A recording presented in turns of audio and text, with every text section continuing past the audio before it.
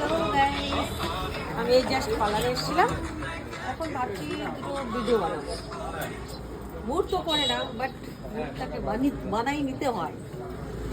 চলো চলো এখানে থাকি।